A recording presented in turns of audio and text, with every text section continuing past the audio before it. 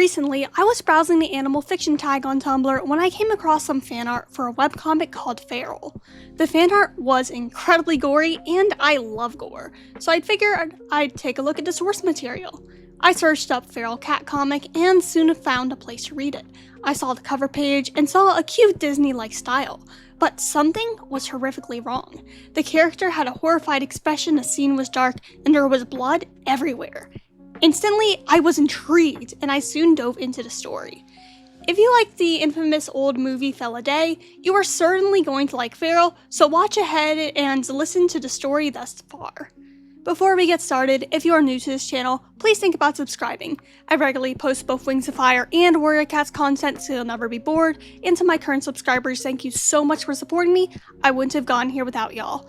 Just a warning that this video will feature a lot of gore. I know a lot of my viewers are Warrior Cats fans, so you've probably gotten used to written descriptions by now, but I know visuals can still be a lot for most people.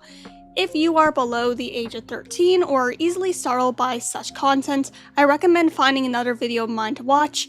This video will also be me pretty much recapping the stories thus far, whilst giving my theories with a bit of review at the end, so major spoiler alert! If you don't want to be spoiled, go and read the comic on your own. Without further ado, let's begin. We open on a group of cats in the back of an animal control truck. These cats used to be family cats, and now, for some reason, they've all ended up here. And soon, there's gonna be more cats picked up from even more homes. Already, we can tell that something strange is going on, but things really go off the rails, pun intended, when the truck swerves to avoid a fox crossing the road and plummets over the guardrails, into the valley below.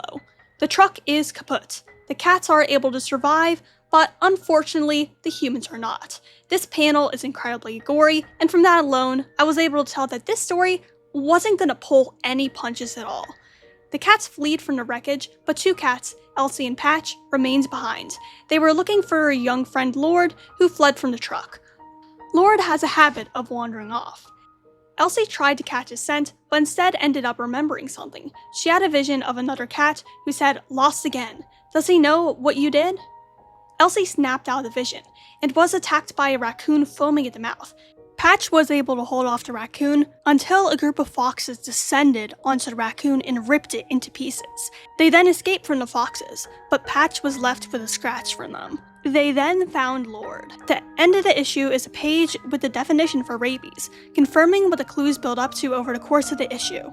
All of the animals have had foaming mouths besides for the cats, they've been afraid of water, and they've been violent as well. In the real world, rabies is a very rare disease thanks to vaccination and modern efforts to fight against the disease. However, in this world, rabies has mutated into something incredibly infectious, and even more deadly than it is in our reality. That is confirmed by the radio, where it says that this strain is different than the normal one. The evolution of the rabies virus was the reason why the cats were taken away by animal control. Cats are vectors for the disease, especially since outdoor cats may catch the diseases that their prey carry. By taking away people's cats, the government likely hopes to prevent the spread of the disease further. Let's move on to the second issue. The crew stumbled across a group of cats infected with the virus, but were saved by two strays who helped them escape. However, in order to get a barrier between them and the infected, or bad cats, they needed to climb down a tree. It was revealed that Lord could not get down the tree because he was declawed. For anyone who doesn't know, declawing is a procedure in which a cat's claws are removed. Oh wait, that's the sanitized lie that people used to be told about the procedure. In reality, it is the amputation of a cat's final finger joint. Imagine your fingertips, where your nail is, being removed. That is what declawing does to a cat. One of the stray cats goes over to save Lord. Only then do we learn his name, Jonas, and his companion is named Scratch. Lord told them that while he was up in the tree, he saw where their home was. Elsie asked the stray cats if they could help guide them there, but then a wolf appeared and bit Scratch. They escaped, with Jonas leaving behind his friend. Meanwhile, some humans in SWAT/hazmat looking gear were making their way through the forest. An operator said, "CDC's moved us to code orange. All four-legged mammals are now assumed infected and contagious." I searched up CDC code orange. Turns out CDC code orange means poor air quality. But in hospitals, a code orange means a hazardous spill. Maybe this form of rabies wasn't something that mutated organically. Maybe there was some human involvement going on here. Maybe, for instance, there was a spill of wastewater from a lab, and the wastewater contained the rabies virus. The yellow humans stumbled upon the group of cats, and Lord narrowly avoided them. Jonas, annoyed, decided to set some ground rules for the group. First, keep moving and keep quiet. Second, don't stray from the group. Third, no strangers. Fourth, trust your nose. Don't chase after sparkles, stay in the trees, stay near water, and finally, don't be a hero. Lord decides to violate the no strangers rule and the no sparkles rule at the same time. He found a cat with a sparkly collar named Gigi hiding in a bush. Jonas was suspicious of Gigi, who explained that she, like them, was a pet who animal control tried to take away. She managed to evade them, only to get lost in the forest. Gigi joined the group despite Jonas's hesitation. A group of foxes then attacked them. Patches appeared to be a bit despondent, not really responding to the danger of the attack. Lord escaped for a second, found the yellow humans, and led them back to the group. The yellow humans opened fire, and everyone ran away. They stumbled upon Elsie, Patches, and Lord's house. They were finally back in familiar territory, but there was caution tape everywhere, and there were no humans around. Their struggle is not over yet. Upon going inside, Elsie had another vision of the ghost cat. The ghost cat said that this is not truly home, and that when the other cats learned what she did, they would never forgive her. Lord turned on the TV and we get an explanation of what's happening. Authorities have extended the perimeter another 3 miles into Martin Douglas County. CDC and animal control agents continue to work overtime to stem the rate of infection, but progress is gradual at best. Researchers blame a highly adaptable strain of the virus and a very busy springtime for outdoor animals. Lord heard barking from downstairs and decided to open the door. At first, he thought he was safe because it turned out to just be Petey, the dog from next door, but he too was infected with the virus. Jonas was able to bait Petey into leaving the house. Jonas once again lost it on Lord, saying that he was reckless and stupid, but Patch told Jonas to leave him alone, as it was Elsie's fault that Lord was messed up. Elsie was the one who caused Lord to become lost in the first place. She wanted to be the only cat in the house. After Lord was found, he wasn't the same and he was more reckless. The humans then removed his claws. It was Elsie's fault that Lord was declawed.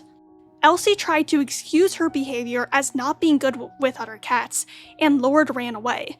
Elsie yelled at Patch for telling Lord, but Patch wasn't listening, as the virus had finally got into him. On to the next issue.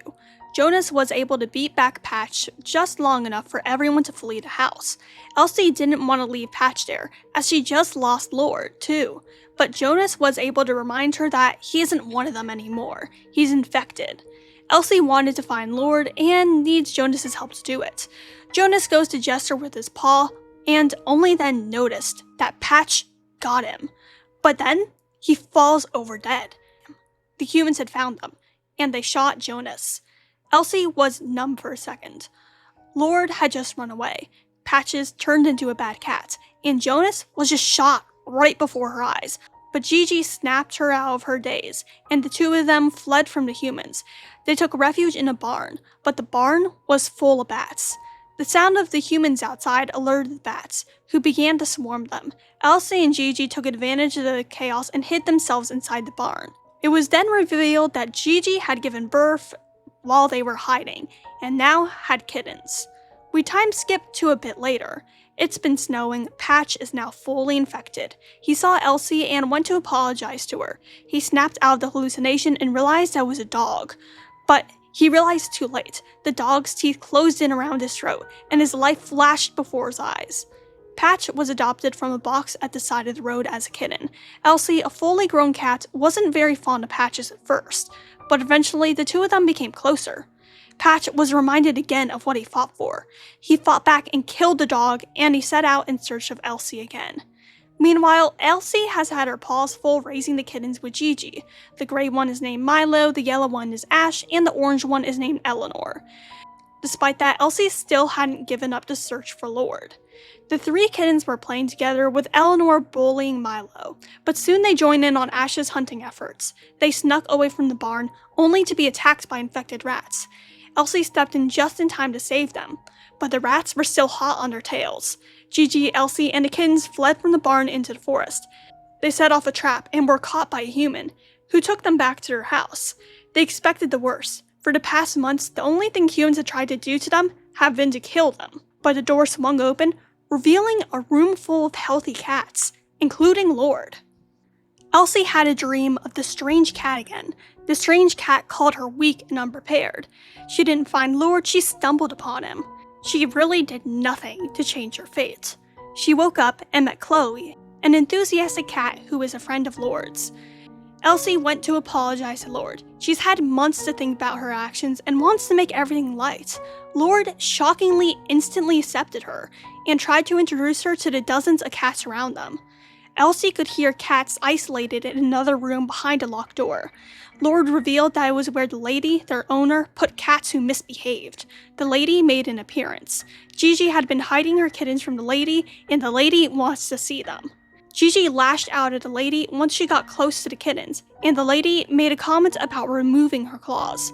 But she just as soon forgot about it and went to go and grab some food for the cats. Elsie searched for a hiding place but instead found a corpse, still wriggling with maggots. She called out for help and told the cats that there was a corpse, but Chloe didn't seem to care, saying the lady keeps us even when we're gone.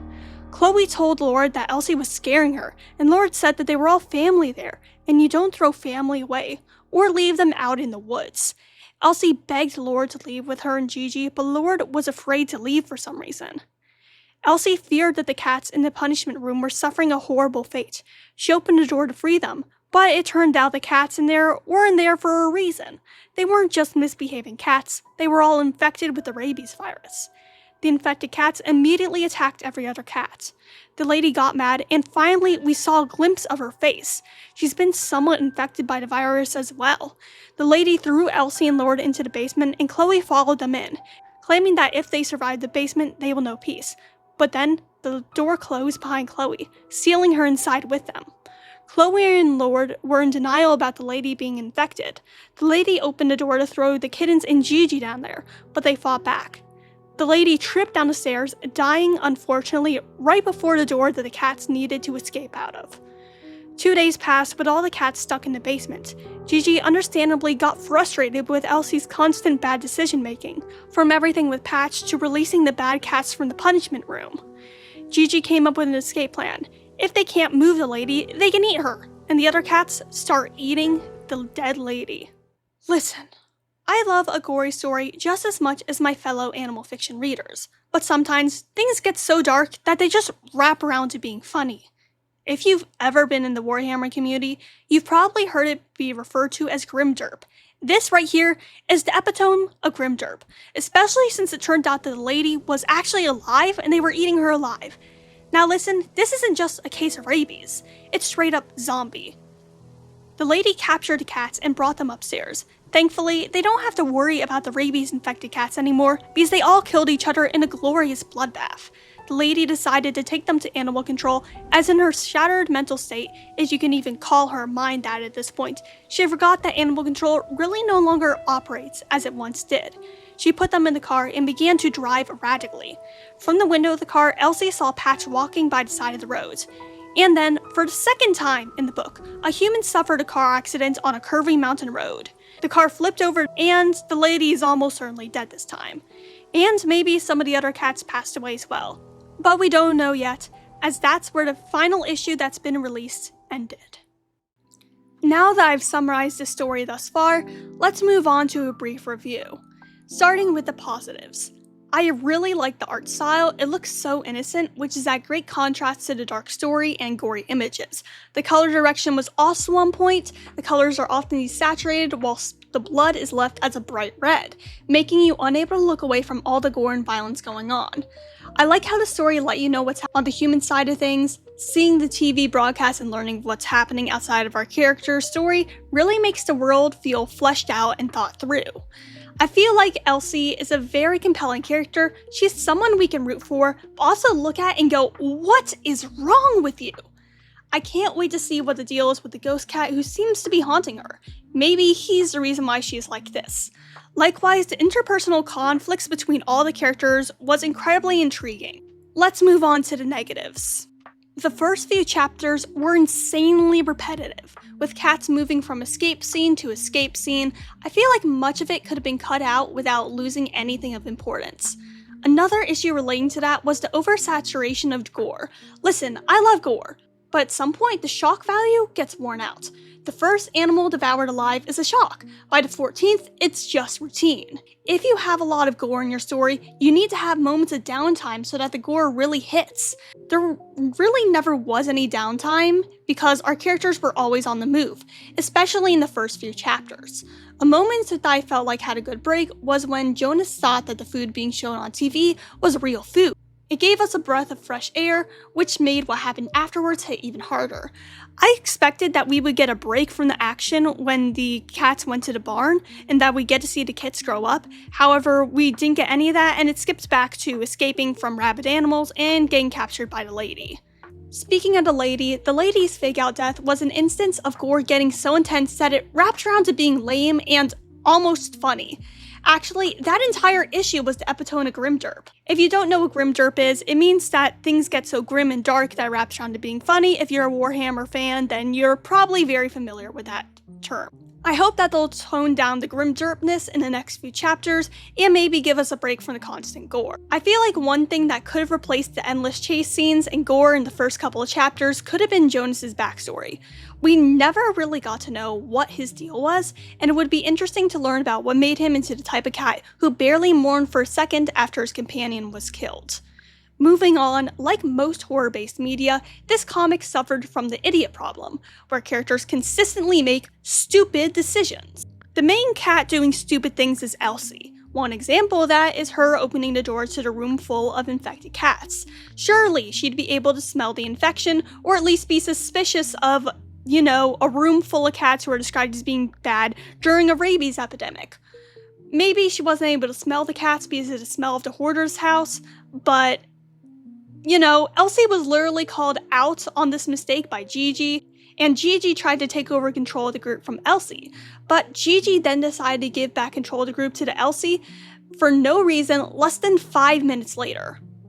But overall, despite its flaws, I feel like the comic was pretty good, and I'll definitely be reading more of it. It's rare that we get such professional-looking animal fiction comics released on a semi-regular schedule.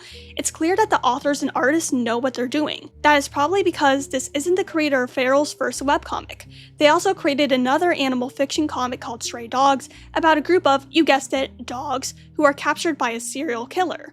That comic seems to be equally as gory and right up my alley, so please tell me if you would be interested in me reading it for y'all. I can't wait to see where Farrell is heading, and I will certainly be keeping up with the story. But what do you all think about Farrell? Feel free to comment your opinions down below. And if you like this video, feel free to subscribe. I make Wings of Fire and Warrior Cats videos pretty often, and your support would mean a lot to me.